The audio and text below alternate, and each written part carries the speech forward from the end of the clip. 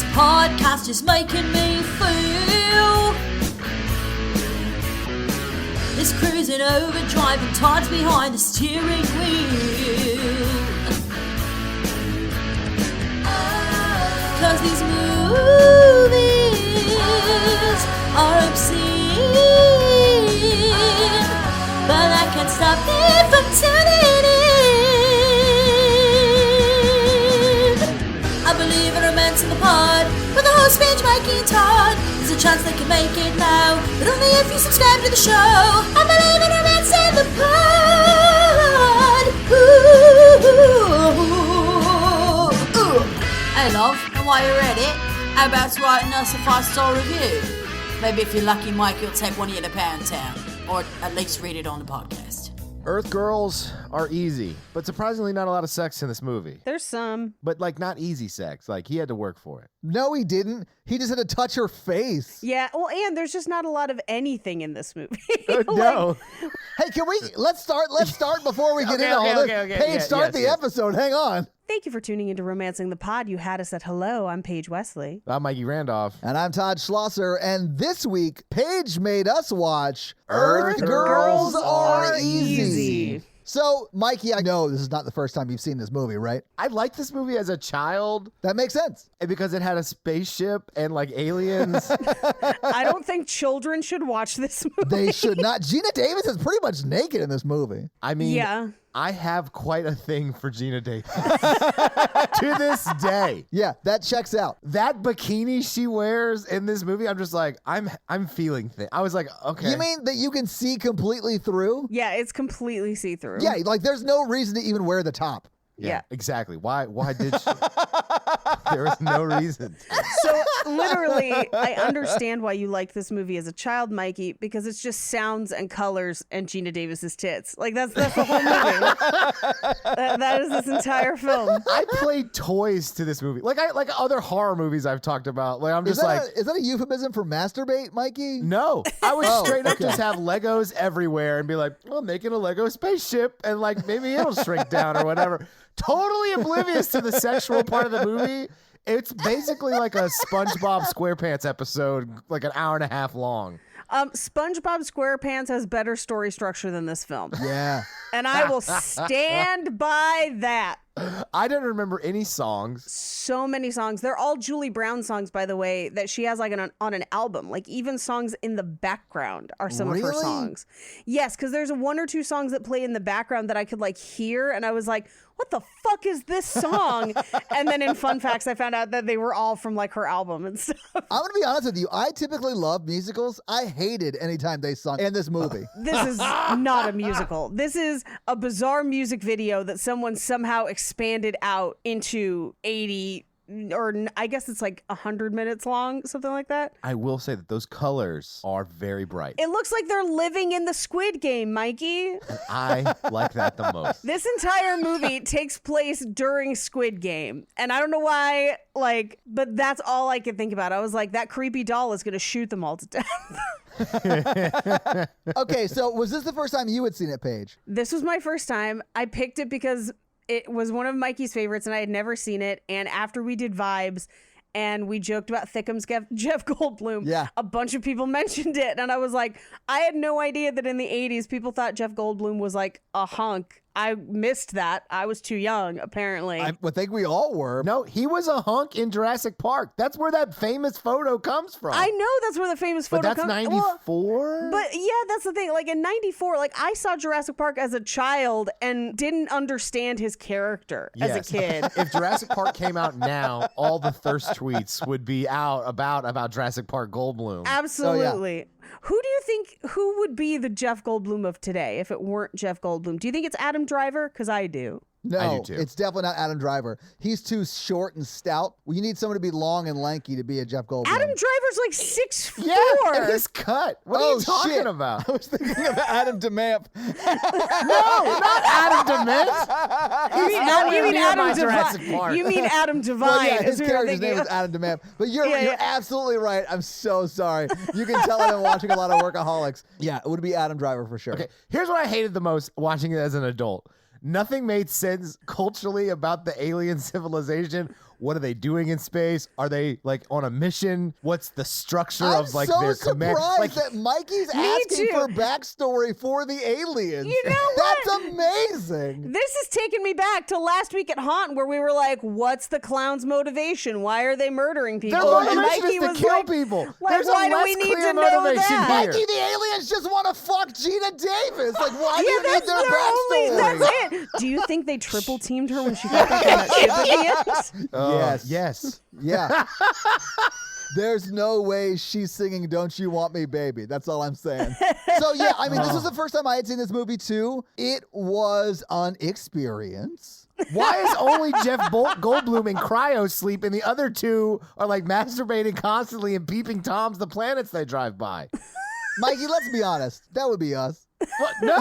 I'd be the one in cryo sleep. You would absolutely be in cryo sleep. And while the page is asleep, Mikey and Todd are going to creep. No, I mean, like, Todd, why are we going to stay awake for 4.5 light years when we could just go to cryo sleep? Oh, I'm going to give all those girls on Earth my 4.5 light years. You know what I'm saying? I guess my question is this. This is the question that I want to raise to the group. The one question about this film. In the galactic hierarchy, how easy do you think Earth girls are? Oh, I mean, they're easy. So they're on the spectrum of like the easier of all the girls in the galaxy for sure. I don't know. I think they're probably on like a more conservative side of this.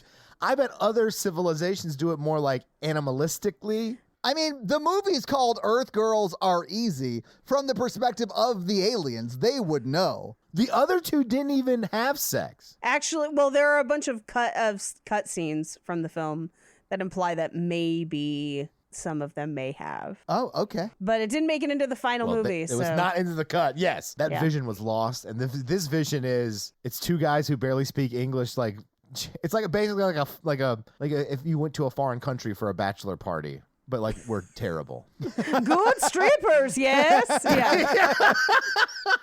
You just mimic what they say. Yeah. Hola, senor. Hola, senor. Tequila shots, yes. I want this movie, but instead of like landing in Gina Davis's pool, they end up at Hostel from Hostel. You want to see like before they're shaved and everything, just like a creature from Cats being tortured in a chair from Hostel Yeah. Oh, with cats. a codpiece. They look like the cats from Cats. They do look like the cats from Cats, yeah. Could I justify doing cats on this show? No. No. Damn. Cats doesn't have a plot. There's no romance in the Cats at all. It's just the worst Andrew Lloyd Webber shit I've ever seen in my life.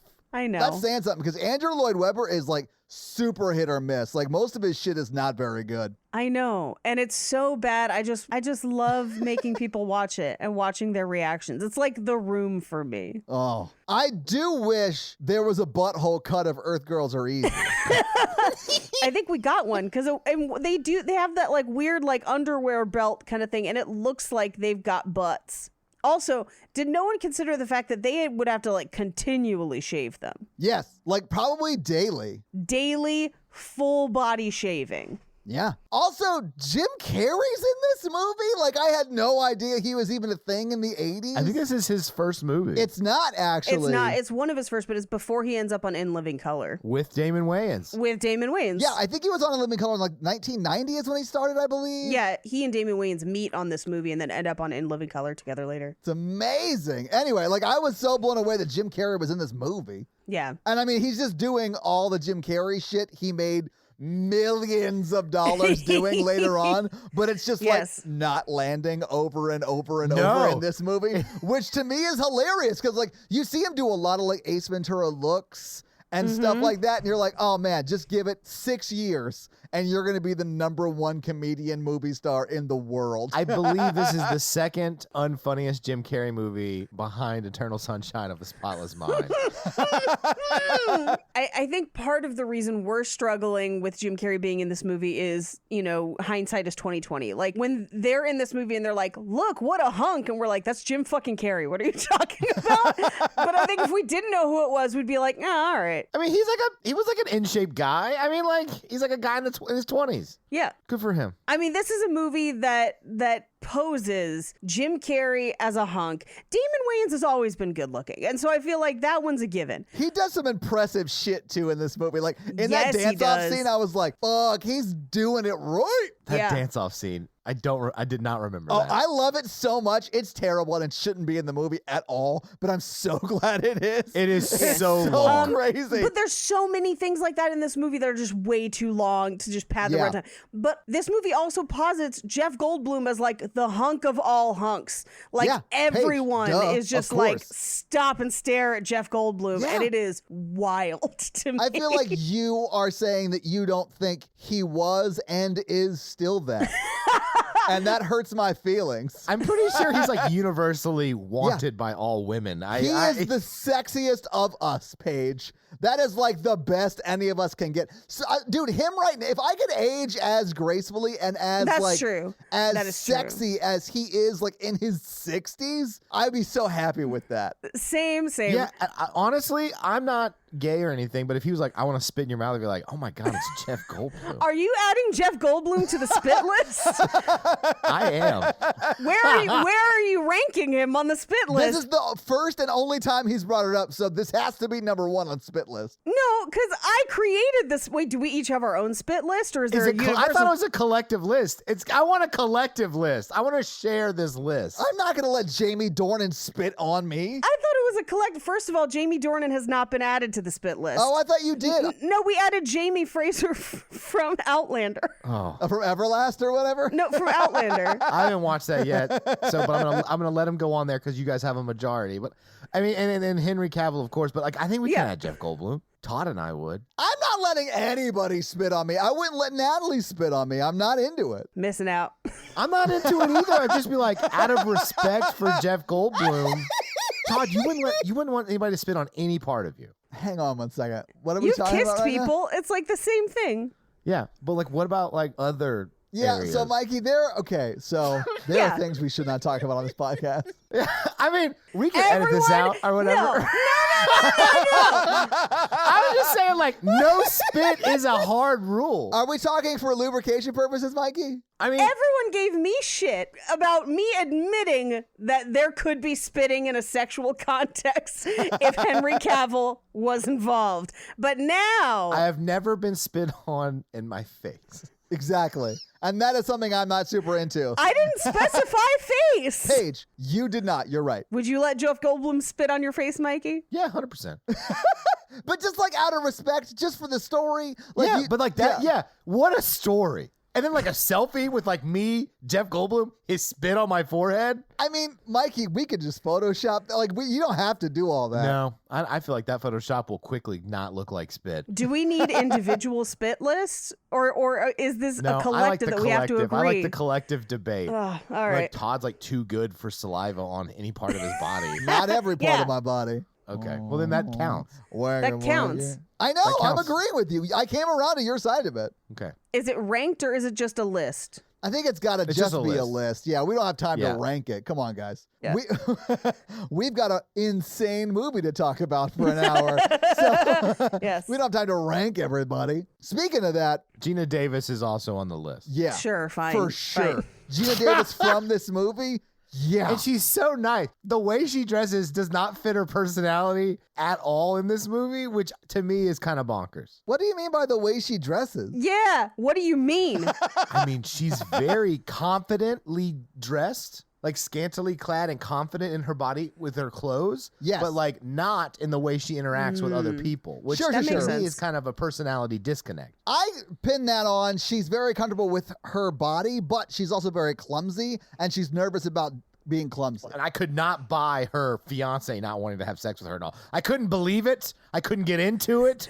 I couldn't buy that he kept a giant stethoscope on hand just for sexy times. Paige. Oh, my brother's a doctor. Yeah, that 100% yeah, is that, true. that's like the one thing that checked out to me for this guy. You're Yeah, like, of course he does. yeah, of course he does that. And of course, in his sex games, he wants to be a doctor still. Oh, don't bring your work home with you. Also, I have something I really need to talk to you guys about. It happens early on in the movie, but like I can't wait till we get there. Okay, we can start.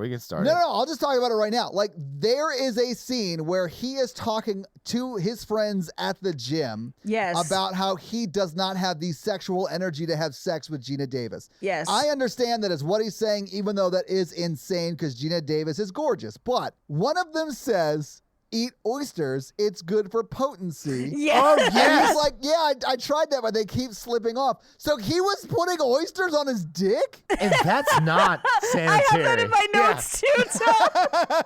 I was like, I immediately, like, that's all I wanted to talk about for 20 minutes with Natalie while we were watching it. I was like, how do you do that? Like, because she likes oysters. I love oysters. I don't understand at all why he put it on his dick. It was blowing my mind. I don't know. And what if there's a pearl in it? That's how you make a pearl necklace, Paige. Oh my God.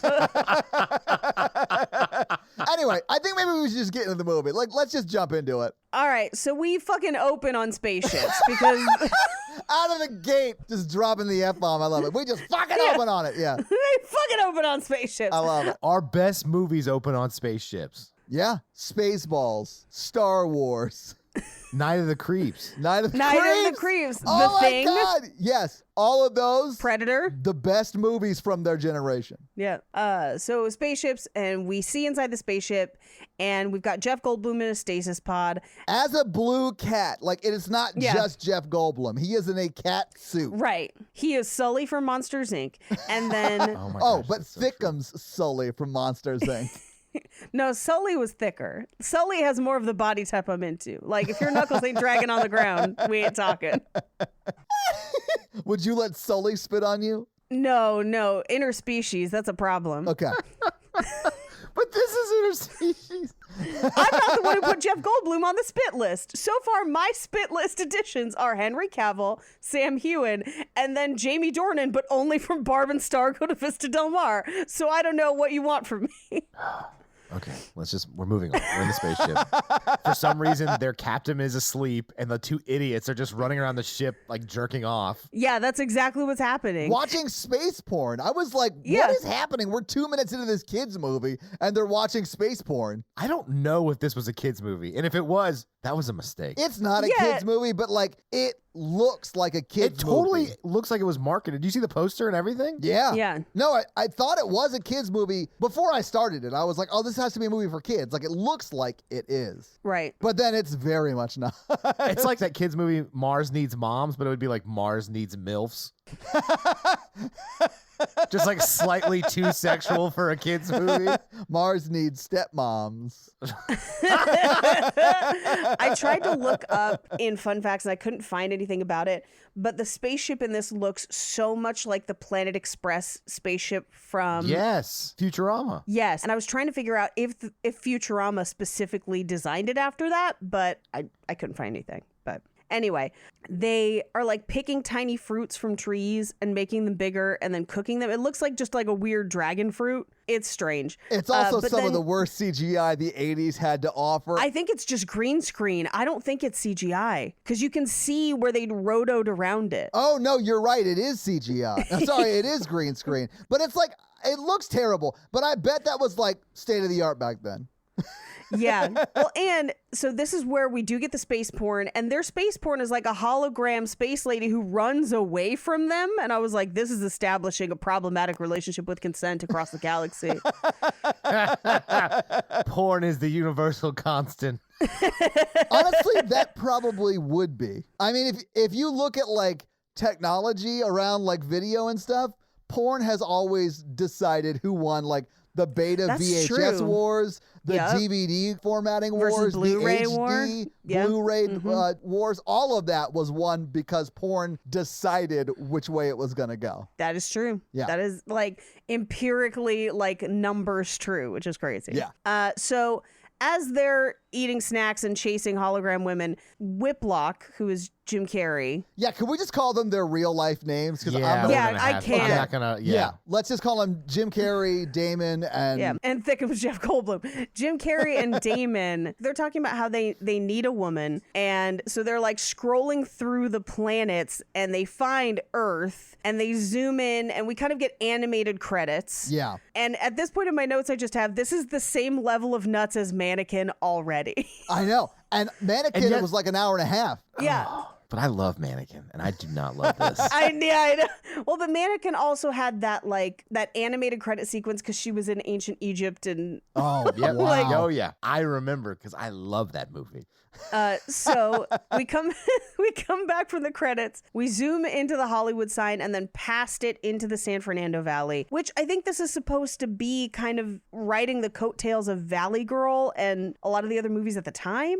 I don't know. I was just like, oh, it's in L.A. Yeah. Wow, this woman is very successful to have a house in L.A. with a pool, and she owns it. It's the Valley, and the doctor owns it. She doesn't own it. Yeah, there's no way she owns it. I think she owns it because she throws him out and says it's her house. I know. She says that many times, but he says he bought it. He paid for it. It's his house. Oh, they're going to civil court. Well, they weren't married. I bet she is just going to, unless they lived together for 8 years or more in the same residence. Okay, I doubt they have, but But they are high school sweethearts. Okay. Yeah. Are we going to dig deep on this? So he is probably late 20s, which means he's still in his residency. He could probably barely afford that house anyway, even as a doctor. So they probably have not been living there very long, is all I'm saying. To give you an idea, depending on where in the valley that house is, because the San Fernando Valley, it's above Los Angeles. It kind of spans Burbank to Sunland and Reseda, that kind of Karate Kid takes place there too. And so there's a lot of movies at this time that take place in the valley, and I think it's because it's easy to shoot because it's close,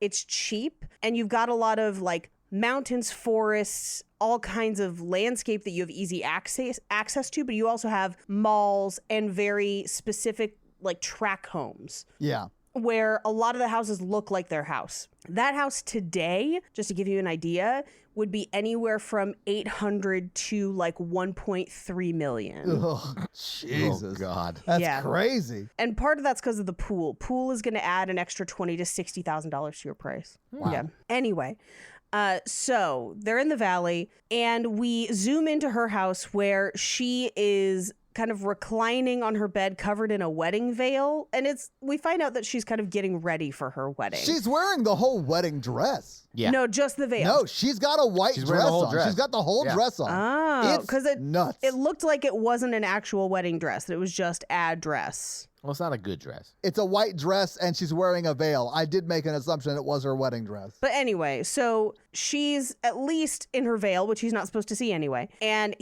her fiance, the doctor, comes home. And so she's kind of packing everything away so he doesn't see it. And she also reveals that they met on Friday the 13th. Which is such a weird inclusion, right? Doomed from the start.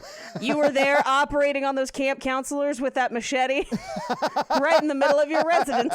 Anyway, he tells her that he's been working late at the ER. Yeah. And he goes into the bathroom as she's kind of getting out of her wedding paraphernalia. And he's got a massive hickey on his neck. And he's trying to cover it. He's a dirtbag from Jump Street, and you can tell. Yeah, he's trying to cover it. She's quickly popping some birth control. And she clearly expects that they are going to have a sexual encounter that evening. And he just climbs into bed and is like, I'm going to sleep. Bye. Yeah. And she's kind of bummed. And he's like, well, I've got surgery first thing tomorrow. And she's like, but I'll be at the cuticle convention till Monday. So they're just, timelines are not going to add up. Right.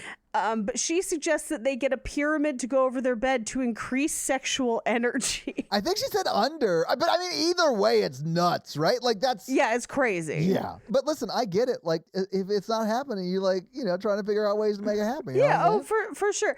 And I think what she just doesn't understand is that he's stone cold cheating on her? Yes, he's cheating on her. Yeah, he does not have a lack of sexual energy. I mean, no. You could change small things about this and make him a good guy just by saying He's a resident. They work 20 hours a day. Yeah. You don't want him to be a good guy I because know. you want her to fuck an alien. Exactly, Mikey. That's what I was saying. Like, we need him to be a bad guy so we feel good about her going to space with an alien she just met at the end of this movie. They aren't married, and that is an alien. So there you go. What? You like started making a point and then ejected out of the conversation before a point was made, but still had the like attitude of that you made a point. Well, if I'm not married and a very attractive species comes into my backyard, I'm sorry, are you talking about fucking a random species that just wanders into your backyard? I'm so confused about what you're saying right now.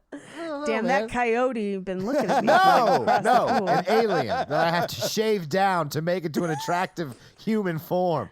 AKA a coyote. I swear to God, if I come over and there's a shaved coyote in your backyard, No, I am I don't calling want it. everybody. Don't want a coyote. Don't want a coyote, but good teeth levels.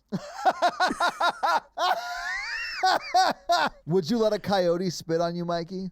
No, but if it's a spaceship full of 3 gorgeous women lands in the backyard and like your relationship's not going great, like That's the plot of Species, Mikey. Have you learned nothing? Do you want her tongue to go through the back of your head? no, but I do want to be a father.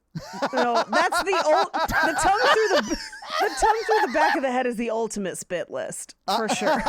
I've actually never seen that movie. I only know that reference because my friend told me about it. Yeah. But yeah, Mikey, so you're down for fucking alien species. Okay, I'm going to check that off the list. I'm not married. I mean, I'm saying I'm not in a committed I like relationship. that marriage is the problem. That to me is what I'm laughing at too, Paige. Yes. It's not that they're an alien species hell-bent on sticking their tongue through the back of your head. Yeah. It's that you're not tied down. I don't like that much tongue, but I do like a good amount of tongue, like a medium amount, not like back of the head dead. Like tonsillitis amount of tongue. I like my tongue medium rare, thank you.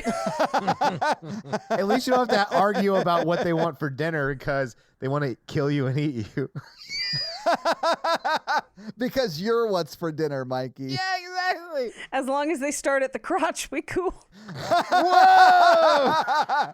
They're going to eat their way to your heart, Paige. I just want to see that like CIA interview, like, Mikey, we know that like you made contact with an ancient galactic civilization. It would just be me and Mikey in that like interrogation room with a two-way mirror, and he's like, "Hell yeah, I did," and we like high five.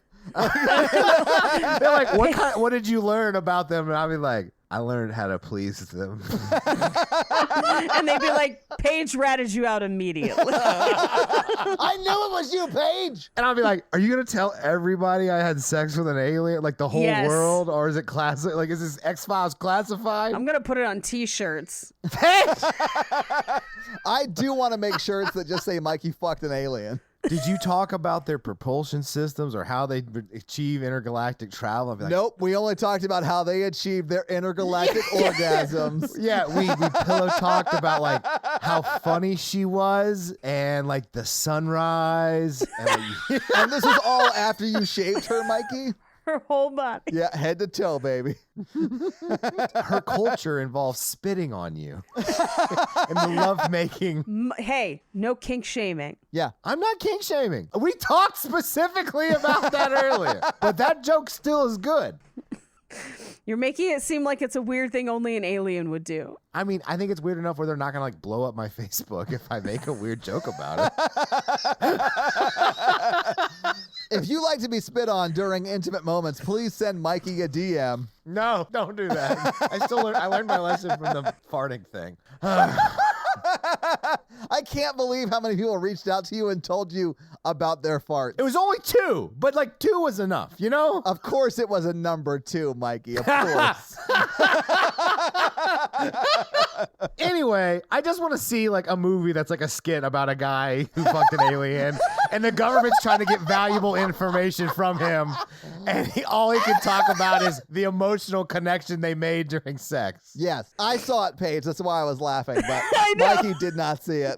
Did I spit? Is that what happened? No. Paige sent a DM that said, "How much do you fart?" I just got it. A normal amount. No, you don't, Mikey. No, That's what you we don't. learned. That Blair Witch Project episode on Horror Version is next level crazy. It is next level Well, crazy. this one's shaping up to be pretty. How could this episode not be crazy? Yeah, that's true. I mean, we started it by increasing the spit list by 300%. Anyway, Gina Davis's doctor boyfriend's a stone cold douche. Let's move Right. on. So we cut to the next day. She pulls into the nail salon where she works. Did you see the name of it?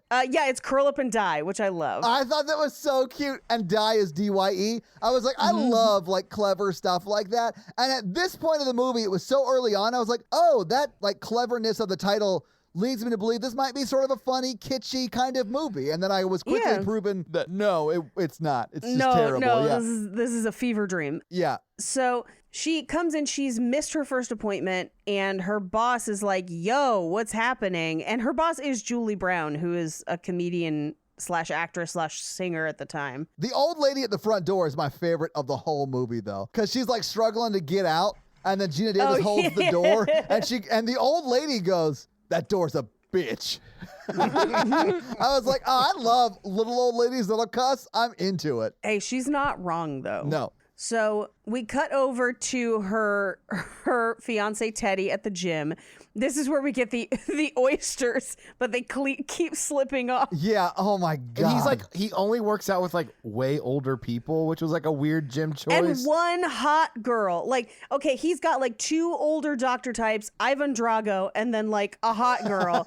It's the strangest gym I've ever seen. Yeah, I mean, it is crazy. But I think the hot girl only serves the purpose of him like checking her out a bunch. And you see that because it's like further solidifying that he is a douche. Right. And he almost admits to them. He's like, I gave a nurse a ride home, and then stops short of basically admitting that. I thought that was a euphemism. No. No. Well, because we do know that they did fool around because he had a hickey. Yeah, exactly.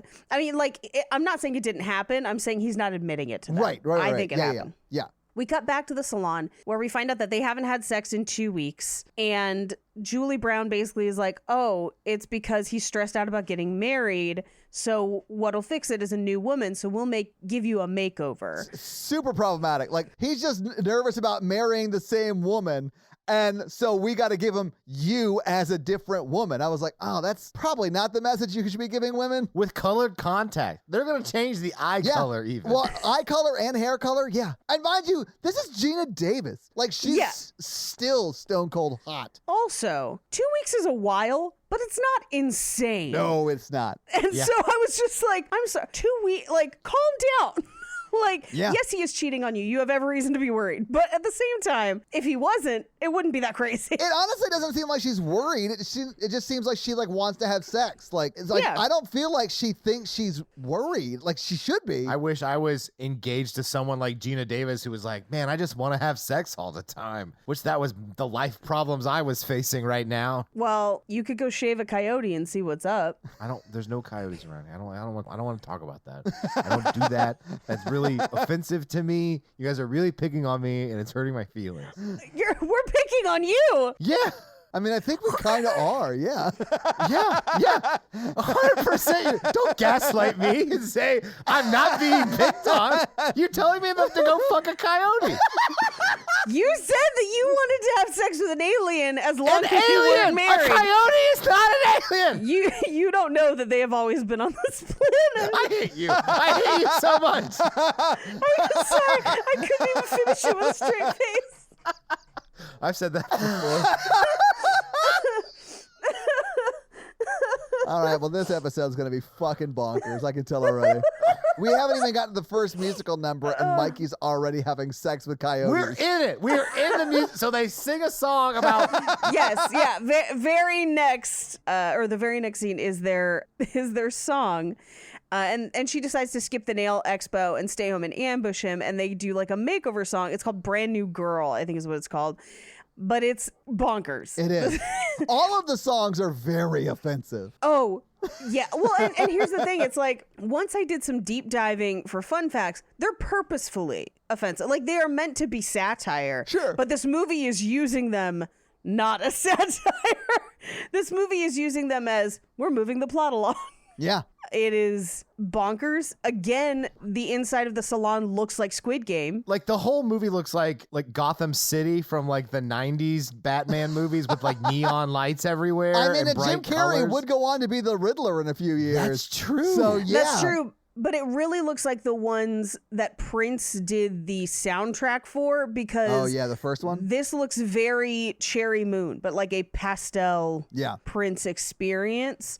The reason I say Squid Game is there's just a room that they always walk through in Squid Game that is all pastels. It's like a pastel MC Escher. Is Squid Game scary? No, it's Okay. really good. But it's not scary at all? It's not, but you should watch it with subtitles in the original Korean. Okay. It's not scary, and it's anti-capitalist AF, so you'll love it. I do love that. Anyway, so this song goes on. She ends up blonde, and she doesn't look bad as a blonde, I would say. No, she looks great. It's Gina Davis, man. She looks great and it's everything. Gina Davis. We cut back to her house, and she's in lingerie and like role playing, except her role playing is like, you want to do what? I couldn't. No, please stop. Well, all right. And I was like, this is not romantic. This is sad. This is scary. The whole thing made me sad. This whole part of the movie made me sad. Even her like fantasy role play had consent issues, and she was alone. Yeah, I know. And then she's setting up this table of like fancy food for them, and one of them is just Vienna sausages on a plate. That used to be fancy back then, I think. It's always been in a can. And then she's got a lava lamp. And I was just like, what? And she's reading the equivalent of like Cosmo's sex tips, basically, from this book. Yeah. Where it's like, put your perfume on a light bulb. It's a terrible idea. Yeah. Perfume is alcohol based. It's and dangerous. Well, and it catches the lamp on fire. Like we see that play out in this scene. Yeah. Yeah, like she's about to do it, and I was watching it at home, and I was like, oh, it's going to catch on fire. And then it caught on fire, and I was like, well, at least this movie is truthful. Beacon of honesty. Top to bottom. Yeah. From what I understand, this is actually based on a true story. So, like, that makes sense. Yeah. It's a documentary about how a guy named Mikey, like, fucked an alien. No, I'm just thinking Jeff Goldblum's character writing his version of Dear Ploomflop. I never thought it would happen to me, but we crash landed on a planet. I like how the penthouse version in space is poomflop. That's an alien language. Oh, so you're already planning to speak it for your future lover? Got it. Just like broken. Like, you know. Yeah, I'm still not going to put a lot of effort in. Yeah, he's not going to change, Paige. Do you want someone who's going to half-ass your language, alien ladies? Then white guys is the answer. My God, is this the answer? Speaking as someone who knows very little Japanese and Spanish, I can agree. You would. Anyway, so she goes to put the lamp out because it's on fire. And she kind of she hears him come in the house. She kind of ducks into the closet. With a lamp that's on fire. She puts it out, but yeah. Put it out, Todd. Shut up. Why is she going into the closet with a fire lamp? Because she doesn't feel comfortable being her true self yet, okay?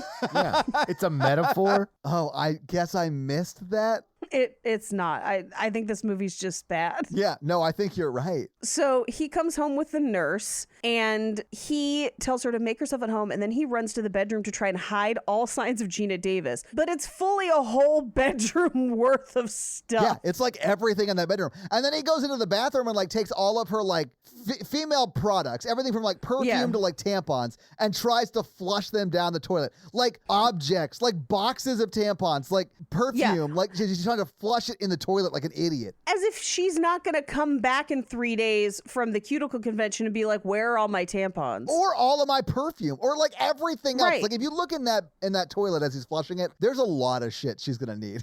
And then the nurse who's walking around backs into a cactus because they, for some reason, have a giant cactus inside. And I don't mean like the kind of, some people have like succulent cactuses inside. This one's like a giant, like, yard cactus inside. Her house is a little decorated like Pee-wee's Playhouse. Yes, that's what it is, Mikey. Okay, because I kept thinking Squid Game, but you are right. It is Pee-wee's Playhouse. Like if Cherry popped out of the corner, you'd be like, yes, that makes sense. Cherry's here. like, what's the guy's name? Teddy? Oh, the fiance's name is Teddy, but the secret word is infidelity. Yeah, it's like if Cherry came out and was like, Teddy fucked someone else on me last night. Say the secret word. Ah! And then Cowboy Curtis comes by to just deliver the bad news. Larry Fishburne. That was when he was Larry Fishburne. Yeah. Larry Fishburne. It was before Lawrence came around. Mm-hmm. So Gina Davis comes out of hiding, tackles the girl, and is like, oh no, I didn't know he had company, and doesn't immediately recognize that this is someone he was going to cheat with. She's just like,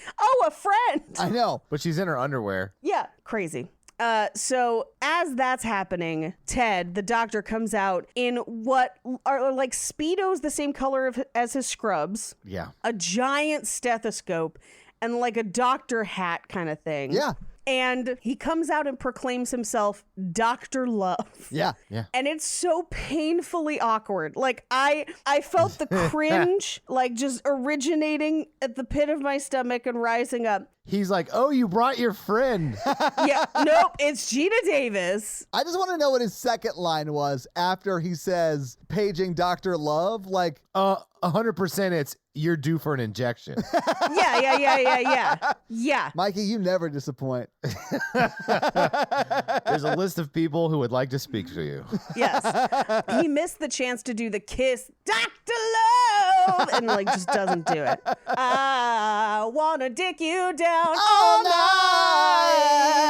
night. Anyway, so Gina Davis realizes that this girl is there to have sex with her fiance, and the girl didn't know that there was like a fiance involved, so like she's also confused. Yeah, don't we hear from her later in the movie?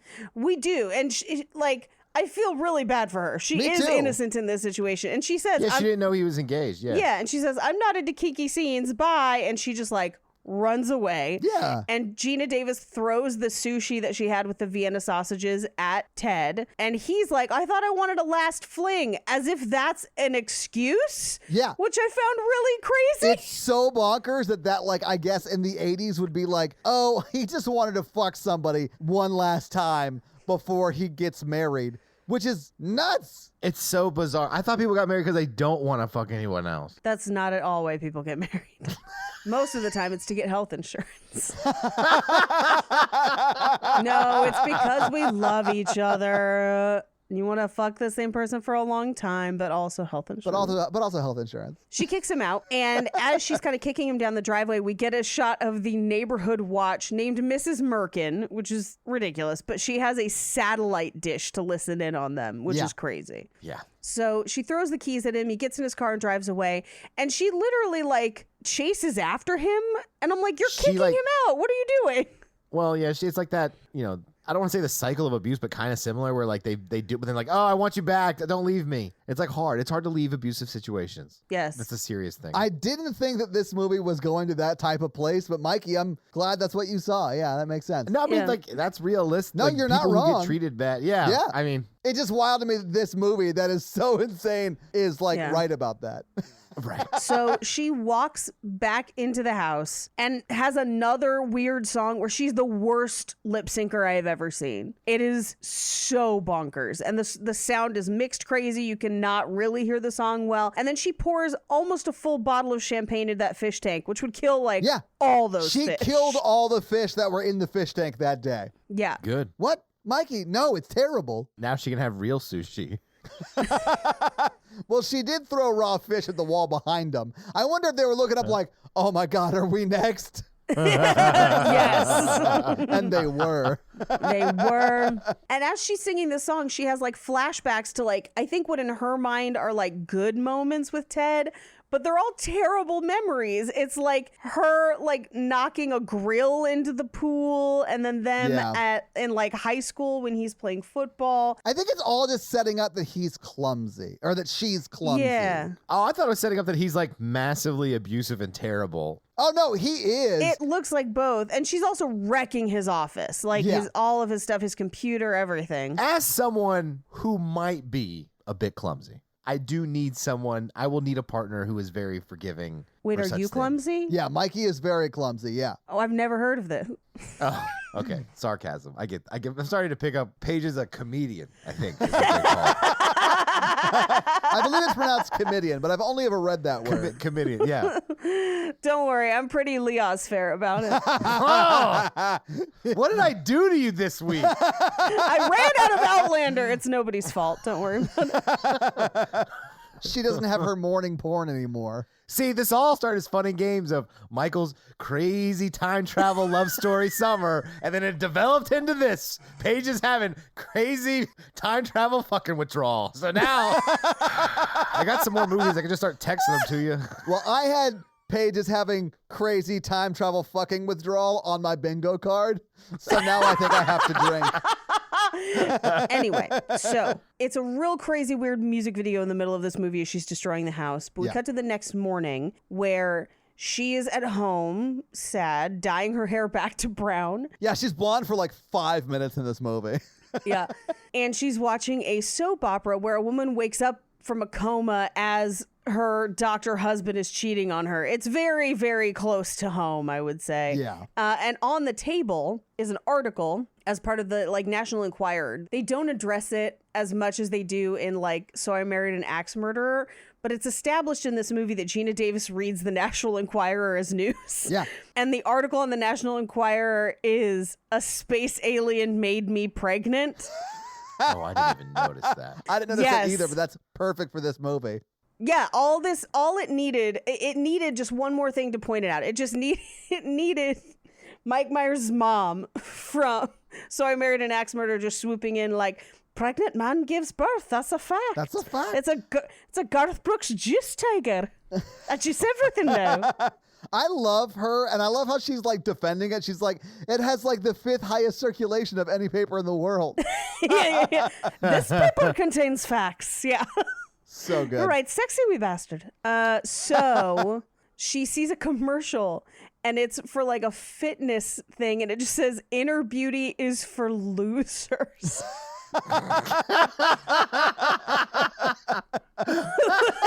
This movie is so problematic. I want a T-shirt that says that. Me too.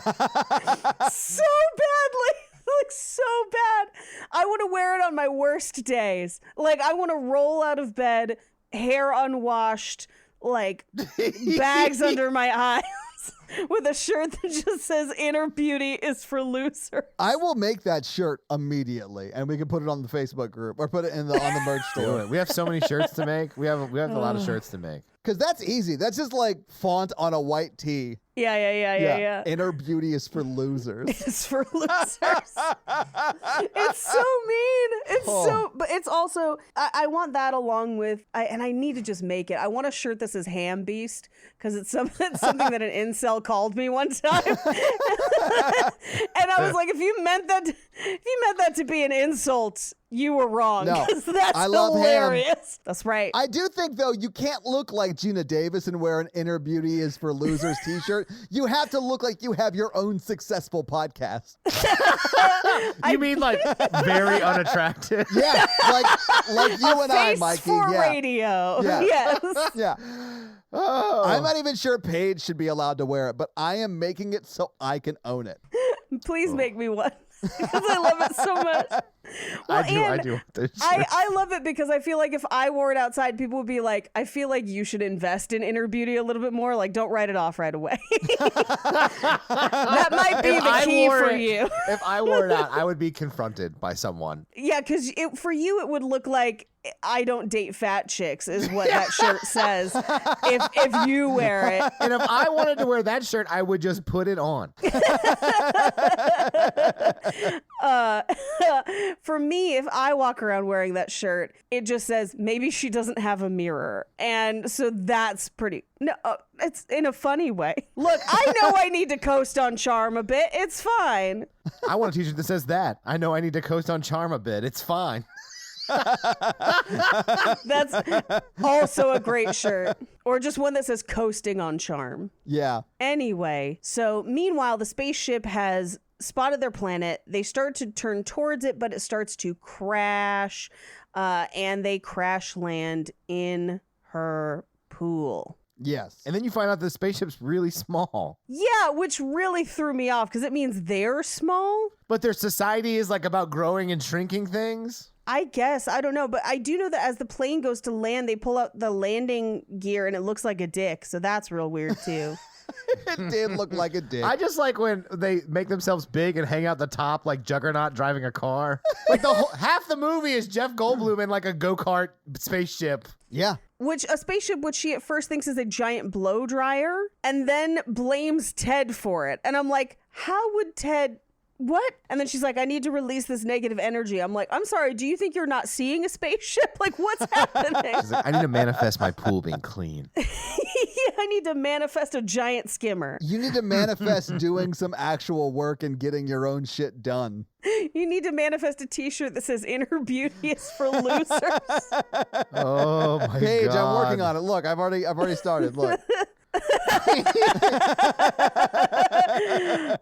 Anyway, she dives down into the pool and immediately smacks her head on the windshield of the spaceship. I think she thinks it's like a vision or something. Yeah, it's real weird. Regardless, Jeff Goldblum comes out and saves her, and they bring her back down in the ship. Yeah. It makes her small enough to go in the ship. Yeah. And they all kind of scream, and they kind of like walk around the ship, kind of like chasing each other a little bit, trying to like stay away, but like, yeah, it's a weird. Yeah, and they're like learning to communicate with each other, I guess, because she's screaming and putting her hand on her head, and like Jim Carrey and Damon are doing the same thing, like mirroring it back to her. They can repeat her sounds. Any sound, it seems. Like, any sound. They are Michael Winslow. Yes. Yeah. Well, and they end up talking in commercial lingo the rest of the movie, much like Splash. Well, and they also can perfectly mimic any sound, all three of them. Yes. Welcome to the conversation. But not just the TV, also sounds they hear in life. Yeah. Yes. And they start using it like the Predator. Yes, Mikey. I'm so glad someone brought this up on the podcast. You're right.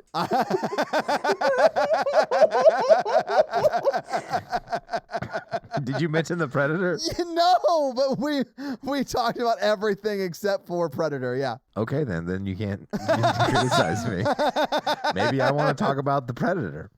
I mean, I always want to talk about Predator. Same. I love mandibles. Yeah, I mean, you know that we talked about it on Horror and how Predator shaped me as a child. So. Yeah, we did. Anyway, so they kind of talk through it. She convinces them to get out of the ship and go into her house, which I'm like, don't let them in your house. What are you talking about? You don't know them. But this is where they like introduce their names and everything. They go inside and she's like, I'll make you some lunch and we'll drain the pool. Meanwhile, the neighborhood watch is like watching over the fence, and her hair, because she has this like big beehive hairdo, is like through the top of her hat. So it's like hat, hair. Yeah, it's like she's wearing like a golfing visor, but her hair is coming through the top of it. Yeah. She's in Coneheads, a different alien movie. But her cone head is just her hair. Yeah. Mm-hmm. Yeah. Anyway, she gets them inside, and by telling them that they look like Wookiees or werewolves, and people will hate that and they'll just try to shoot you. So they go through basically her whole house. They're making all of the noises. They're going through the fridge. They're going through all of her appliances. They eat Ted's fish. They eat soap. Like, Damon puts some gross shit in his mouth in this scene. I was like, oh, I hope that's like set decked and is something else. Yeah. Oh, I'm sure. And they have like low-cal Pop-Tarts and eggs. She says these are low-cal Pop-Tarts. They're completely organic. They're and I organic. was like, nothing in a Pop-Tart is organic. I mean, I like Pop-Tarts. I'm not dissing Pop-Tarts, but they are not organic. It was And so that great. alien just ate a lava lamp. So, like, come on. Yeah. Well, and Jeff Goldblum eats celery and then listens and makes the celery chewing sound back to himself, which is weird. It's so wild. This whole movie is so wild. At a certain point, it just devolves into them making sounds like they're the alien Blue Man Group in her house. Oh, yeah. They do start to, like, make a song out of their discovery of the world. Like, it is bonkers. Yes. She gets them to sit down and watch TV, and they're like flipping through the channels. We do get a James Dean, "You're tearing me apart," which always makes me think of The Room. Well, yeah, but also Jim Carrey has that same exact delivery later in this movie. Yeah, he says, "You're tearing me apart, Lisa." Yes. I thought of Tommy Wiseau when he did it in the movie, too.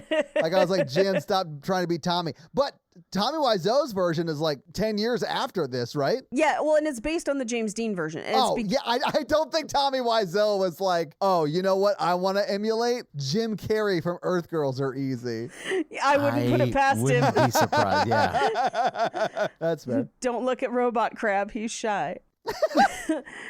So, meanwhile, the pool guy gets there and he's like, yo, what's in your pool? And she's like, new patio? Pool patio. It's like a pool float. And the cat, Bambi, falls into the pool and he just goes, shoot the curl, kitty. So stupid. I love it so He's much. like a surfer or whatever. Yeah. Oh, yeah. But do you know who that is? It's Michael McKean. Yeah. Yes. He was actually almost a different character, and I'll get into it in fun facts. Oh my God. I hope he wasn't almost an alien. No, he was not, but he and the other person swapped roles. Okay. Which I think is really interesting. That is interesting. All right, cool. Yeah. Was it Gina Davis? Yeah. No, I bet it was the fiance. I bet it was the fiance too. It was the fiance, and they swapped roles. Yep. So he's clearly trying to talk to her about surfing stuff, and she just does not care because she's got aliens in her house, and finds out that it's going to take a whole day to drain the pool. Yes. Meanwhile, while they're watching TV, the phone rings. It's Ted, and he leaves a message. And so they emulate the sound of that message. But also they see a commercial for Finland, which is just women skiing in bikinis. Yeah. You know, like they do in Finland. Yeah, Finland. Yeah, like... So Gina Davis comes back in and is like, okay, so we're set up with the pool.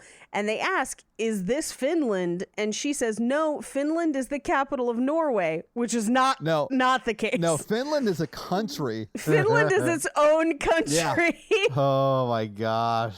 And they essentially, using their way to replicate sound, they replicate the answering machine message. Yeah, and that's how she knows that her fiance is going to come over so they can talk later. Right. So she needs to find a way to make these aliens look like humans. And so she goes to the salon to enlist Julie Brown's help. And so she brings the aliens in, talks her down, convinces her to help, and that, like, they are real aliens because she doesn't initially believe her. I mean, why would you? I mean, I wouldn't believe her either. Yeah. And they are talking to her in, like, commercial speak. So it's just, like, clips of the commercials we saw before. And so Julie Brown agrees to help her because, quote, split ends are universal.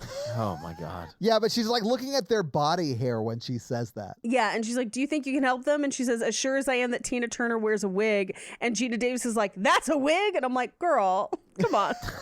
Gina Davis is played as such a ditz in this movie. It's wild. I think my main problem with this film is that Gina Davis is in Mensa, but they're playing her as stupid. there's that, and then there's Jeff Goldblum is like Optimus Prime, where he immediately learns English and can communicate, and the other two are like Bumblebee and like never make sense throughout the whole film. I can't believe you just compared this movie to Transformers and we're spot on about it. That was amazing because you're absolutely right. Yeah. Whoo.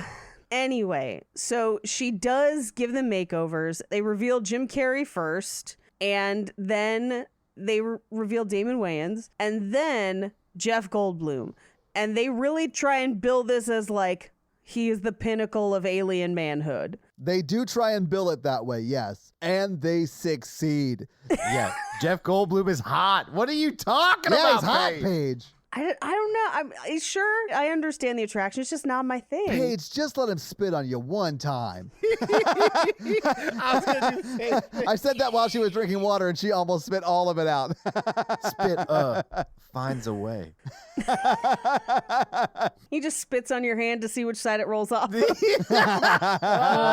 God. We're going to watch The Fly on horror version because he's also hot Jeff Goldblum in The Fly. Isn't Gina Davis in that too? Yes, because they were married at the time, and they were married when they made this. What? Oh! Really? Thickums Jeff Goldblum and Gina Davis were doing it? Yeah, and I have a lot of stuff about it in Fun Facts. Oh, I want everything about it in Fun Facts. Let's get to the movie. I need to know more. Anyway, they decide that they're going to go out. And Gina Davis is like, they can't be dates. And then Julie Brown is like, 3 major cute guys, and it's Saturday night. And I'm like, is this what's happening in this movie? Yes, it is what's happening in this movie. Yeah. Because they literally just take them out. To a bar. They take them out to Griffith Observatory. Yeah, it's not quite a bar. Well, it's the outside is Griffin Observatory. The inside's a dance club. It's Yeah, Hollywood. absolutely. Did you guys catch the name of the dance club? It's Decadance. Yeah. Yeah. So That's a great fucking name. There's also, earlier in the movie, you see an ad for Decadance and it just says at Griffith Observatory. Yeah. So, like, it is supposed to still be the observatory. yeah, it's like the observatory during the day, but decadence at night. I, no joke, said this aloud while watching this movie. Decadence? What is, oh, decadence. Oh my God. Natalie, like, as I said, decadence, and then I was like, what is that? And then she just slowly turned and looked at me and saw me realize that was decadence. And she goes, okay, I'm glad you got there. Are we skipping over that Jim Carrey jumped in another car to get here? Because Oh my God, yeah. Yeah, he's just chasing women that he thinks are from Finland. And she's like, did you go to Van Nuys High? And he's just like, did you go to Van Nuys High? Because he just repeats everything back to them. But they think he's so dreamy that it worked. Yeah, and they do just all end up at the same place because Yeah. they kind of just follow the car that he jumps into to Griffith Observatory, which when you guys eventually come here, we'll drive by it and you'll see how hilariously ridiculous that I've been is. there. I love Griffith, Yeah. Griffith Observatory. Yeah. I want to go to Decadance. It's pronounced decadence, Mikey. Oh, Decadance. So they meet a girl who has her dad's credit cards cut up as earrings, which I kind of loved. I was like, work, you spoiled, selfish bitch. Like, turn it out. Yeah. Now, the song in the background of this scene, did either of you listen to it? Absolutely not, no. The whole song is, I like 'em big and stupid. I like 'em real dumb. And that's like, and it is offensive levels of like, men are idiots. I just want to fuck the dumb ones. Smart ones can go screw themselves. I just want to fuck big dumb idiots. Wow.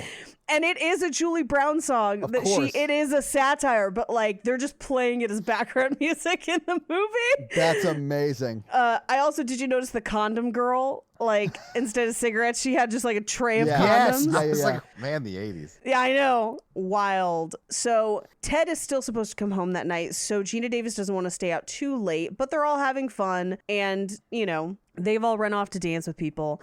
So she kind of goes off on her own, but Mac kind of follows her onto the patio, which is Jeff Mac is Goldblum. Jeff Goldblum. Right. Follows her out onto the patio. Classically trained jazz pianist Jeff Goldblum. Yeah, rest your thumbs, I'll drive. But my favorite is when when he finishes playing piano and he goes over to Gina Davis and he just says, "Are we limp and hard to manage?" Because it's clearly from a hair commercial. Yeah. And she talks about like, well, I thought Ted was Mr. Right, but he's not, and you know, maybe there's no such thing as Mr. Right.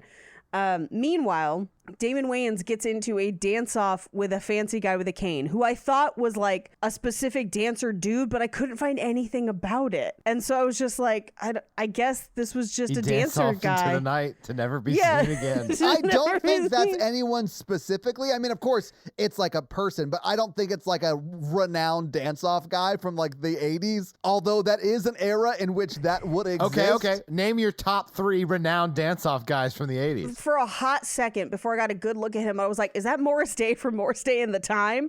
But it was not. Oh. Yes, exactly.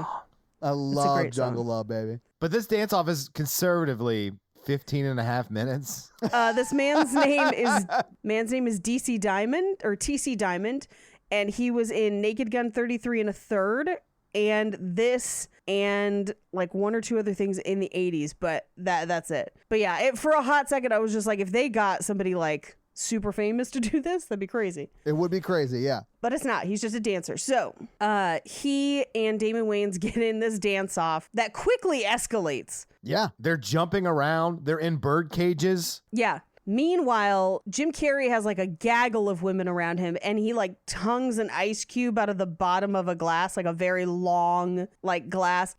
And all the girls are like, I'm going home with him. And then Candy, who's Julie Brown, is just like, I want to have his baby. It's just like, everyone's on him because of the tongue. Yeah. You know why. No, what? I don't understand. You know why. Because he can lick those sugar cookies in the Squid Games very quickly. Wait, what? I mean, yes. But Todd, what are you talking about? Eating his way to your heart. Oh, okay. Oh, he's a good cook. Yeah, he's a great cook.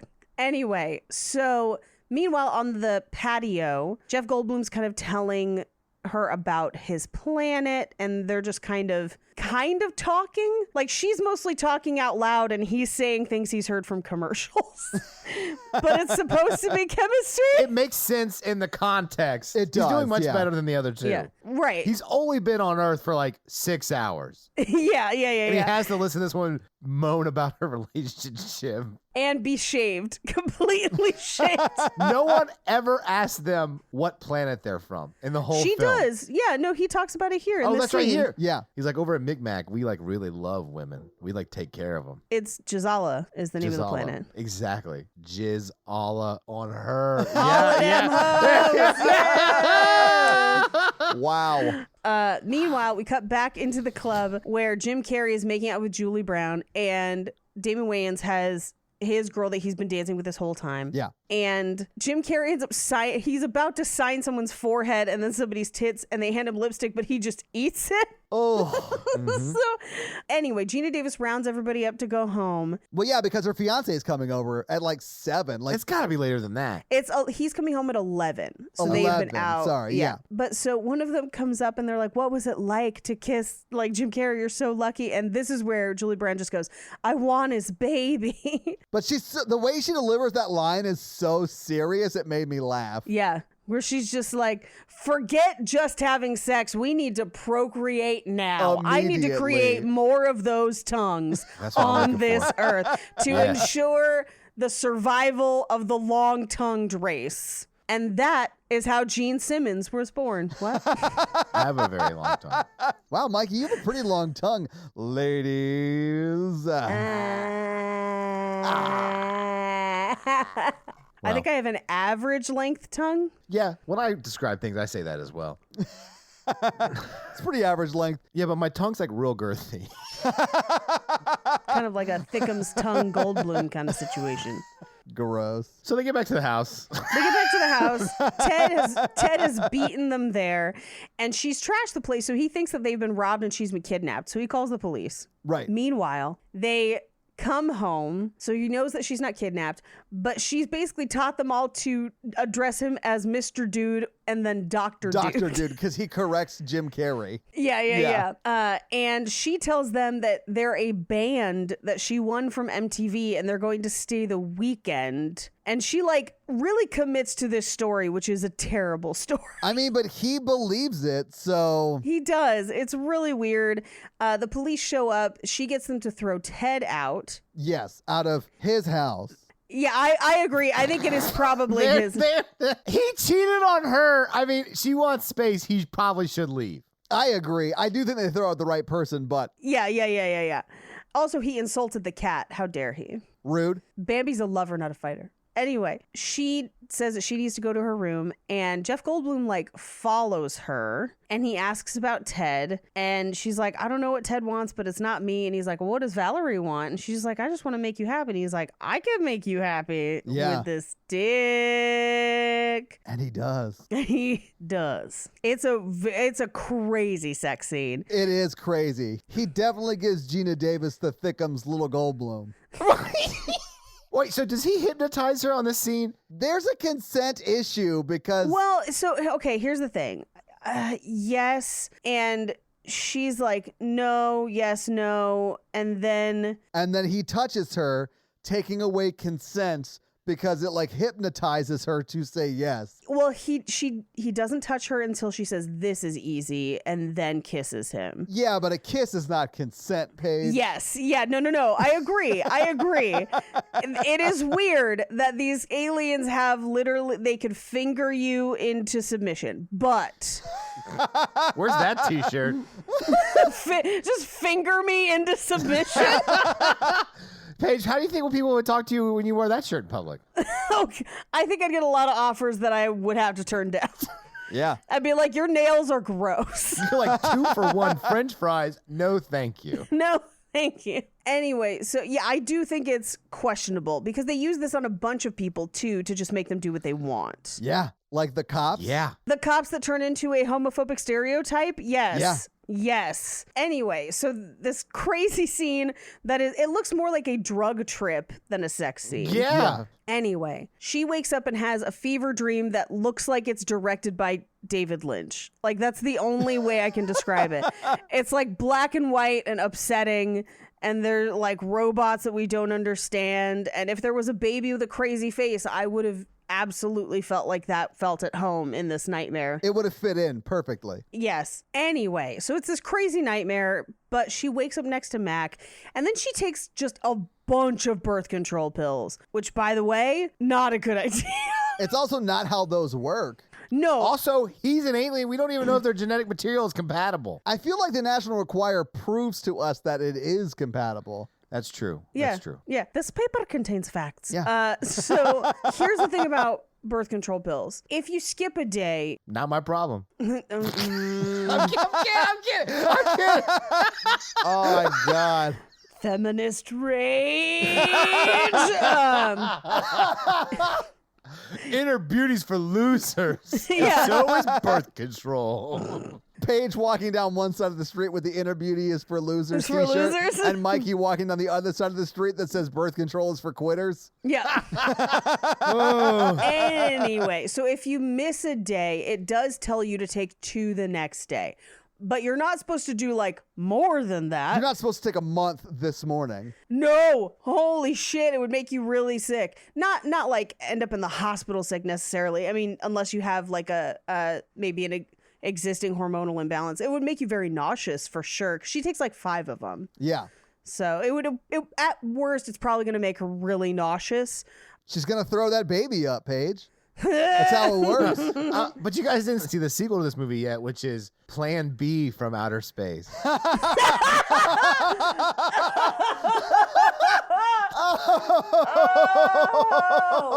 All right. Oh, Well, that was Earth Girls Are Easy, guys. We'll see you next week. Anyway, so she wakes up next to Thickums Jeff G. She takes like a whole bunch of birth control, and then she just says, "Tell me about Zimbabwe." And he's like, "You mean Jazala, the planet?" And she's like, "Yeah, whatever." But I just thought it was really funny that she was just like, "Tell me about real country that exists." Anyway, so he tells her about his planet, and they walk outside, and the pool has been drained. So they're working on the ship, trying to get the engine to start. Yeah. She makes them breakfast and comes back out, and they've already fixed the ship. And there's kind of a moment where she's just like, "Oh, I didn't know you were going to be leaving so soon." And Jeff Goldblum's just like, Yeah, I have a dog. It needs to go out. but Thickums Jeff Goldblum is kind of like, "Hey, about that, we should talk about," but too late because Ted calls. Yeah. So she goes to answer the phone.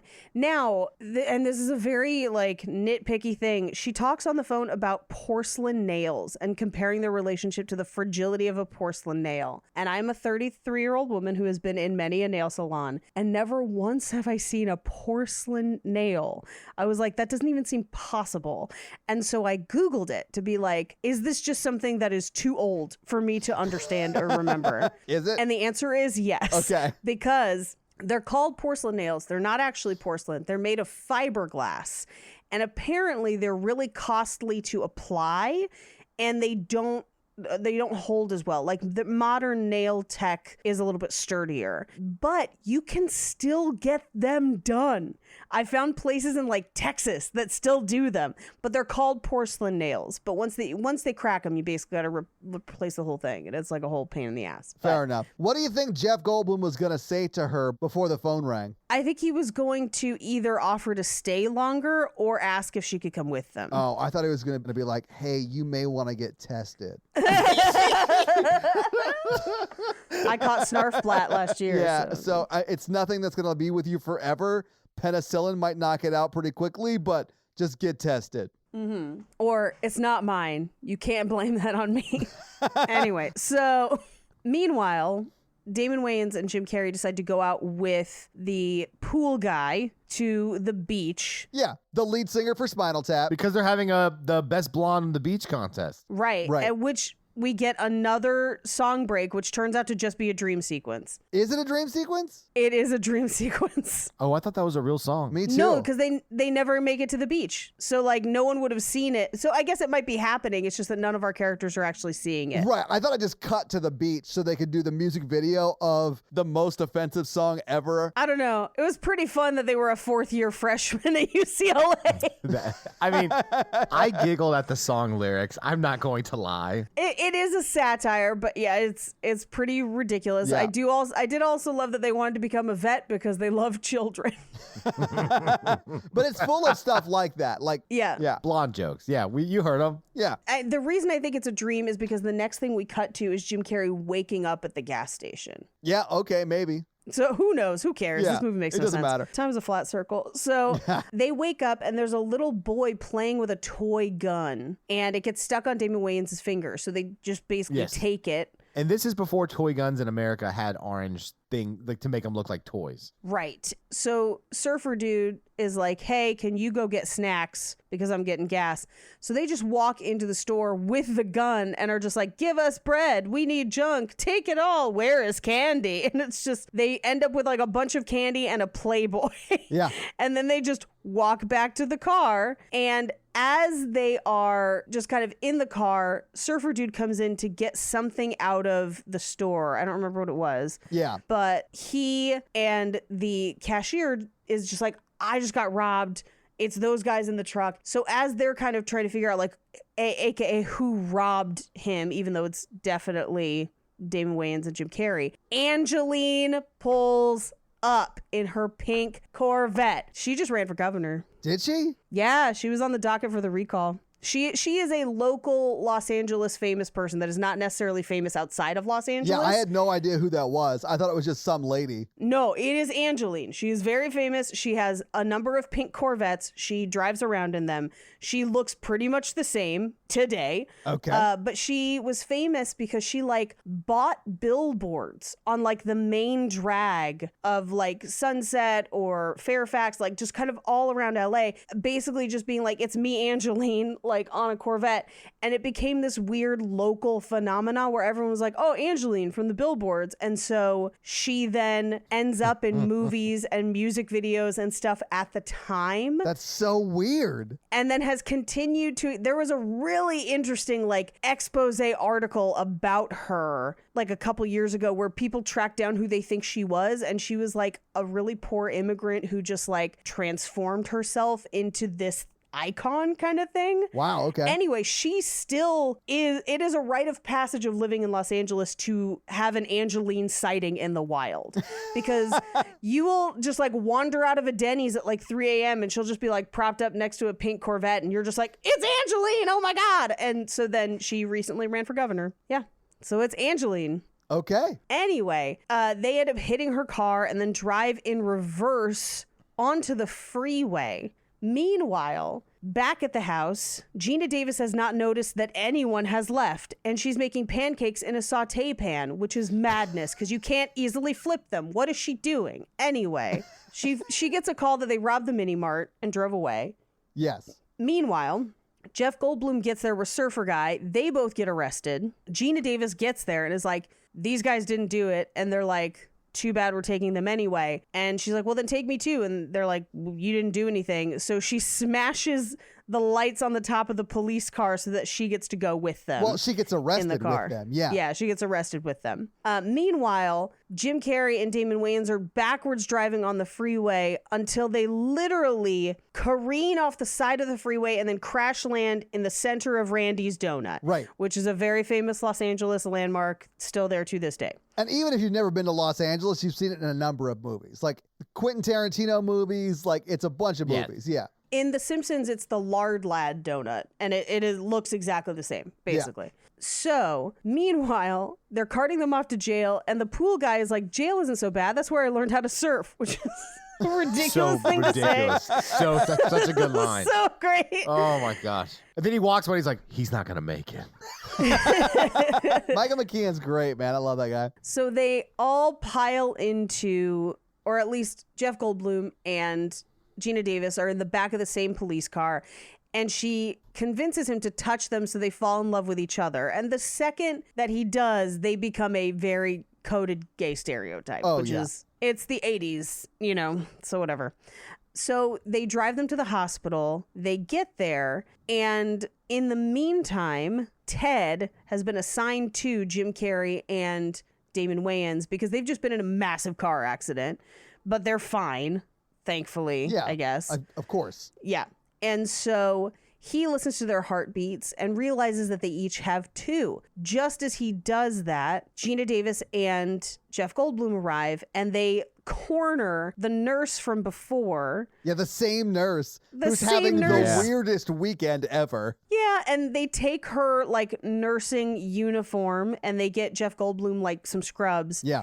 And they walk into Ted's operating room and try to gaslight him into thinking that he's not hearing what he's hearing with the double heartbeats. Yeah, because Thickum's Jeff Goldblum is doing double heartbeats for everybody whenever he's using the stethoscope on them. Yeah. And then they go all Blue Man Group again. So he's just all the machines are going off. He's hearing all the songs. So he kind of walks outside. Meanwhile, they've already escaped, and she puts them in his car and then drives him home. And how he does not understand or notice that they are in the back seat of his car the entire drive home. There are 3 grown-ass men in the back seat of his car, and he does not realize it the entire way home. Bonkers. But as they're driving, he's like, hey, let's go to Vegas tonight and get married. And she agrees. Yes. I thought she was already planning on leaving with Jeff Goldblum, so she was just saying whatever she needed to this guy that's what I thought. To get where they needed to go. But yeah, it's bonkers either way. I thought she was actually agreeing because they end up kissing, and then she goes to pack and packs her veil and stuff. I mean, yeah, you might be right. I honestly don't know, man. Yeah, I don't know. She was just really committed to the bit. I guess. Maybe she's expecting a full ceremony in space. Maybe. They get to the house, the aliens sneak back to the pool, and at this point in my notes I just have, did she completely forget about the aliens? Because she's packing for a wedding, and he packs a set of handcuffs. Yeah. Don't kick Shay. Hang on. I'm not. Not fun ones, not safety cuffs, real handcuffs. Yeah. Because if you have played with handcuffs, you know that you have to get ones that you can easily get out of so people don't get trapped. It's a thing. Yeah. Have you not seen Gerald's Game? I haven't. Anyway, they're real handcuffs. What is Gerald's Game? Is it Cops and Robbers? I don't know. I haven't seen it, Mikey. It's real upsetting. I've just seen the trailer, and it starts with a woman in handcuffs, and I think she gets stuck there. Yes. But I haven't seen the movie. I don't like handcuffing a woman because I don't want her staying. Yeah, exactly. I want her to be able to easily leave the house. Yeah, that sounds like you. If we're working hard not to have emotional cuffs, why should we have physical cuffs? Anyway, while he's fondling the handcuffs, he's on the phone with the nurse from the hospital and just says, Barbara, just because I'm getting married doesn't mean we can't date. And I'm just like, he's so such trash. a terrible dude. It's it's thrown in there at the end just to be for the audience, in case they forgot that he's a terrible guy who are thinking, oh, why didn't she just marry the doctor? Oh, wait, no, he's terrible. That's right. I forgot from an hour ago. I love that we keep watching movies where they over-villainize the people. He's already bad. He did not have to be a child serial killer as well for you to leave him. Did he kill kids in this movie? No, but freaking the lucky one, he throws out the gun in the middle of the market, starts shooting. I mean, yeah, that's true. He's already an asshole. People would understand if you didn't want to be with him. I love that your example was from a movie we did over a year ago. But it was such a good reference, though, because it's absolutely true. Mm-hmm. And our hero walked from Colorado to Louisiana. Yeah, I love that episode. But I mean, he's already cheated on her repeatedly. We don't have to have it happen again. Yeah. Anyway, she goes out to say goodbye to the aliens, and Ted sees the spaceship and is just like, what? They're aliens, and gets a pool skimmer? That's going to be his weapon as the ship is pulling away? So dumb. But then Geena Davis runs out and's like, no, Thickums, take me. Take me, Thickums. Okay, that's a new shirt idea. Take me, Thickums. All right. And it's just Jeff Goldblum from the end of Vibes in that, that unbuttoned button down. Hell yeah. But at this point, Ted is like, oh, you fucked that alien. I need to leave. Yeah. And so they give him the love touch, and Valerie climbs into the ship. Or no, I'm sorry. They give him the love touch for him and Valerie to be together, but it didn't work. So she climbs into the ship and he ends up cuddling with the cat instead. Yeah, it's weird. Yeah. I mean, I love my cat. Yeah, but you don't cuddle it sexually, I hope. No. And that cat did not look like it was enjoying itself. Like, I felt very bad for that cat. I was like, oh, Bambi, you could do better. You could do better, Bambi. He's going to cheat on you. Anyway, she climbs into the spaceship. Meanwhile, Julie Brown runs up and throws margaritas in cans at them. And misses. And misses. Hits the pool guy. And as they take off, the pool guy just looks up and says, "Give my love to Finland." This whole movie's so dumb. Yeah. And they fly to another planet through an asteroid donut. And that's the movie. So having seen the movie, having talked about the movie, what do you guys think about the 1980s smash not hit Earth Girls Are Easy? I don't know who this movie is for. I have no idea who this movie is for, Mikey. I agree. Yeah. I also think that it's like this movie is actually only about 5 scenes long, but has like a million songs or montages.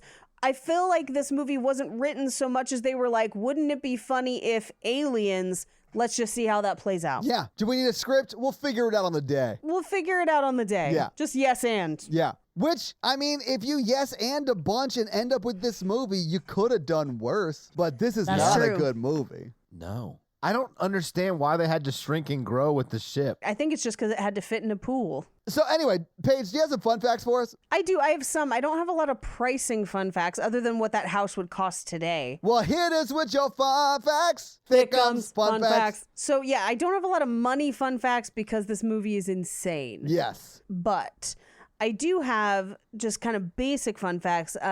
Number one, the song "'Cause I'm a Blonde" was shot post-production and inserted into the movie later, and that's why there's no main characters in it. That checks out. Yeah. And it's because they cut out a ton of scenes from the movie that I will talk about later.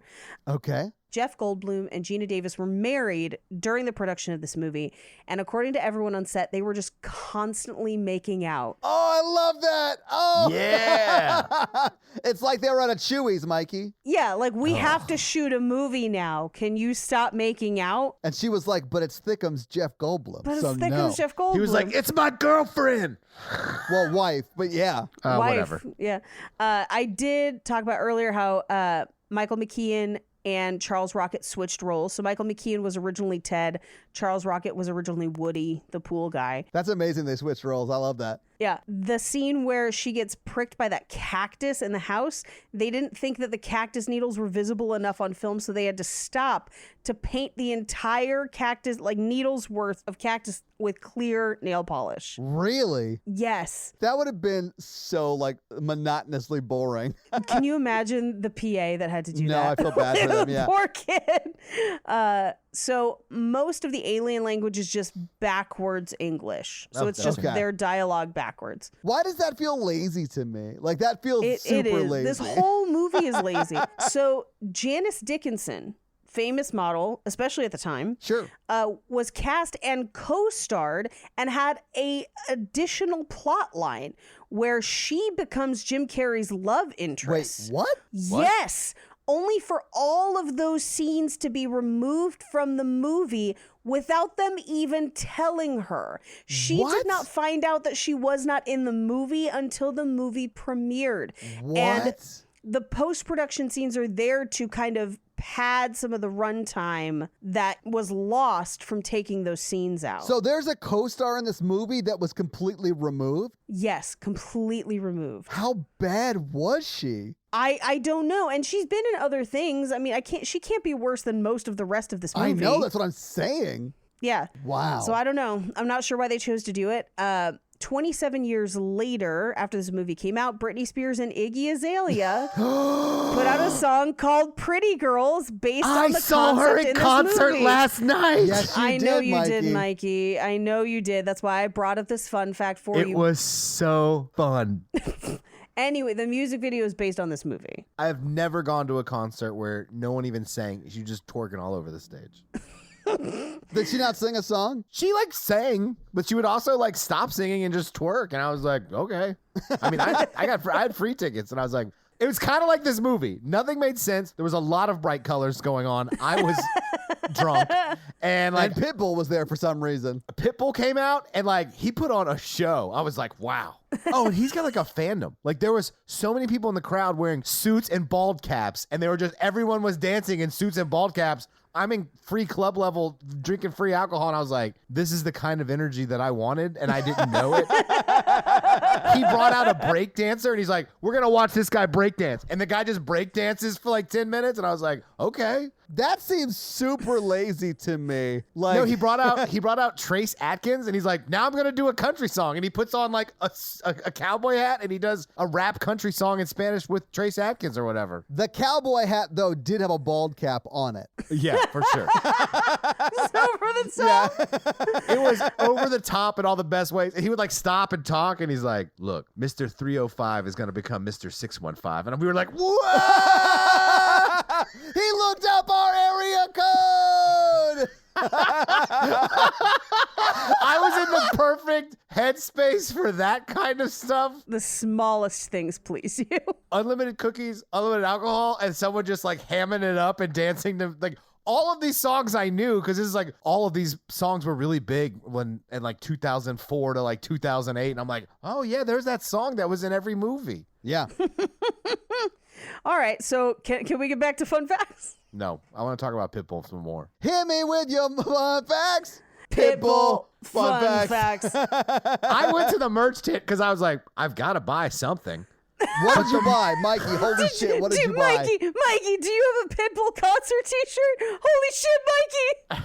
I didn't, because the shirts were terrible. The shirts were. I was so mad. Anyway, during the dream sequence, after the first time she sleeps with Jeff Goldblum, you can see Lectroids from The Adventures of Buckaroo Banzai Across the Eighth Dimension, which Jeff Goldblum was also in. So they're in the background of that scene. That's amazing. In the year 2000, there were several staged readings for a Broadway musical adaptation of this film. There's no way that wasn't terrible. With Julie Brown reprising her role as Candy and a virtual unknown taking the role as Valerie. And while this did not pan out for her... If this is Lady Gaga, I'm going to be so pissed at you because of what you did to us that last time with this. Only a few years later, that actress would go on to take the role that would make her career, and that is the role of Glinda the Good Witch in Wicked, because it was Kristen Chenoweth. God!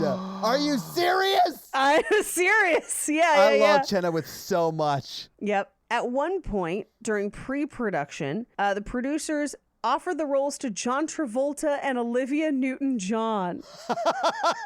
When was pre-production started? 1975? No, this is like 1983, 84.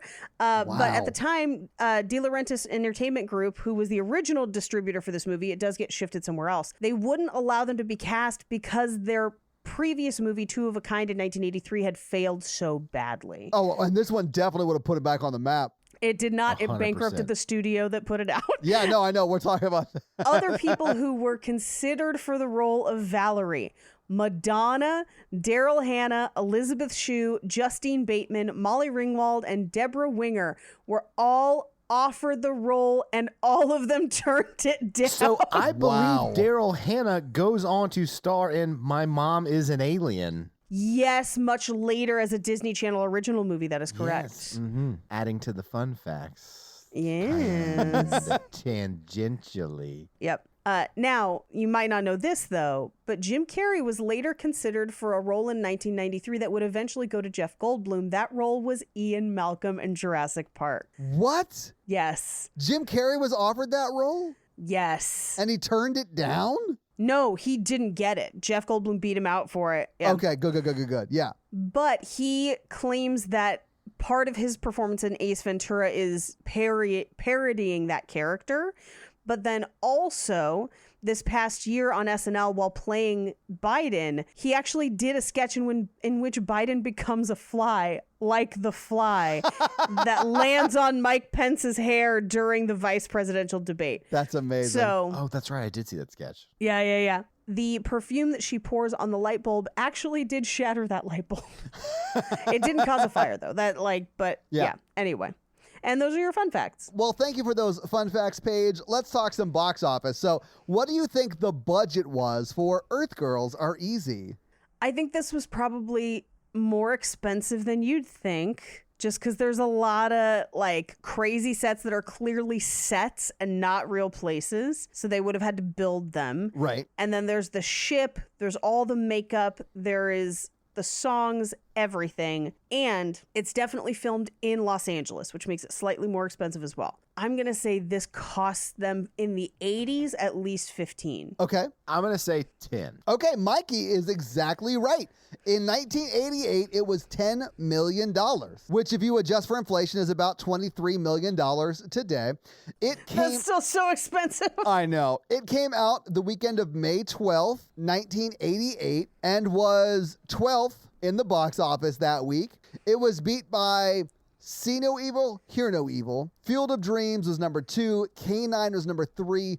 Pet Sematary was number 4, and Major League was number 5. And then there was a bunch of other movies, and Earth Girls Are Easy was number 12. A few notable movies. Rain Man was number 6 that week. Say Anything was number 9. Anyway, it did not do very well. What do you think it made in its opening week? Opening week at number 12, I'm going to say $600,000. Okay, Mikey, what do you think? Number 12, I'm going to say less. I'm going to say $50,000. Oh, wow, that's really low. It actually made $892,000 in its opening week, which is not great. And if you adjust for inflation, ends up being $2 million. So it goes from $23 million budget if you adjust for inflation to about $2 million if you adjust for inflation. Okay, so what do you think it went on to make and its full box office run? And it didn't get an international release, so it's all domestic. What do you think it went on to make for its full run? Does it ever peak above 12? It does not. Okay. It made $2 million. 1.5. Okay. It actually ended up making $3.9 million, which is better than you'd expect. But Paige did allude to this earlier. It did bankrupt the studio. So it lost a lot of money. I mean, if you adjust for inflation, that's only $9 million on what would roughly be about $23 million.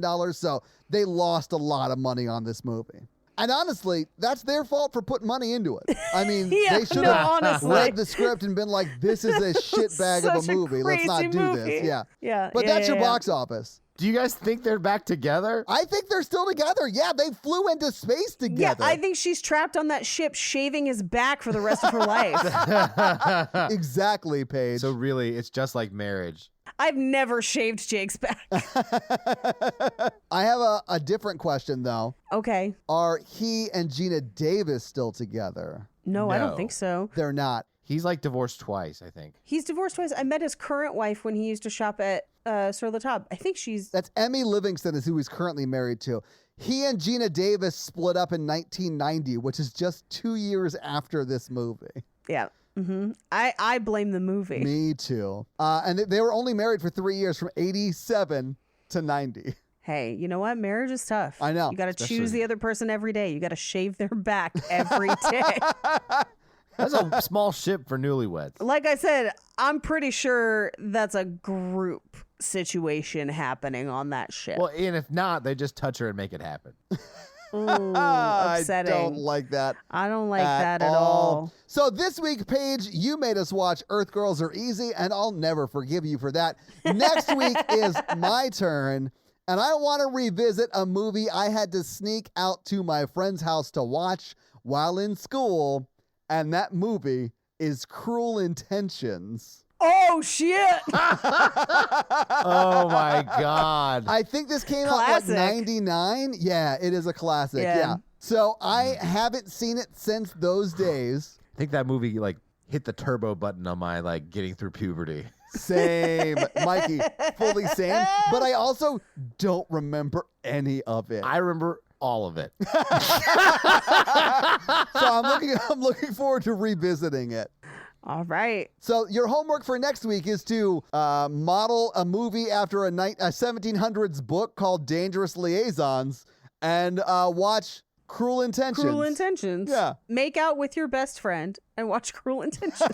Which was such like a taboo thing back then, and it's like Yeah. now it's like all friends make out basically. I got to get different friends. So Mikey, do you have a review for us to read?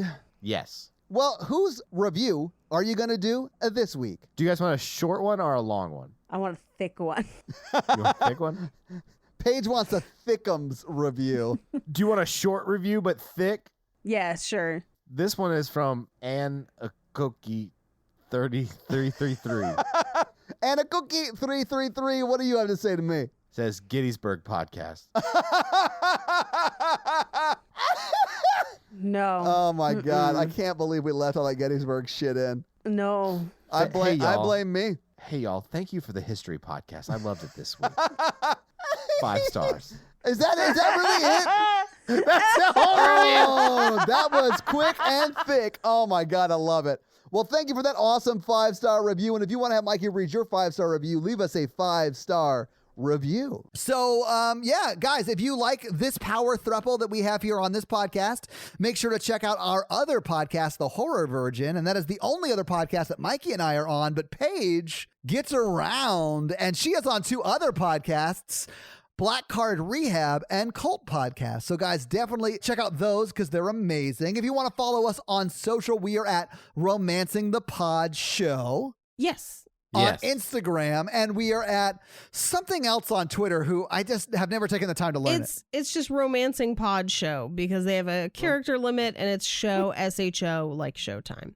So guys, check that out as well. And if you want to follow us all individually, Paige is at Rampage Wesley everywhere, including TikTok, except for Twitter, where she is at Paige Wesley. Mikey is at mrandolph24, and I am at Todd J. Awesome everywhere. And guys, we got a P.O. box. So if you want to send us some love letters or whatever you might send to a P.O. box, it's actually not a P.O. box. It's like a regular street address. It's pretty awesome. It's 6688 Nolensville Road, number 108-34, Brentwood, Tennessee 37027. So send us some stuff. Yeah. That's going to be it for us, you guys. I'm Paige, I'm Mikey. And I'm Todd. and you complete us. To completion. Inner beauty is for losers. Oh, My body is a movie and your penis is the star. I'm concerned about you, Mikey. Bye, love touch nerds.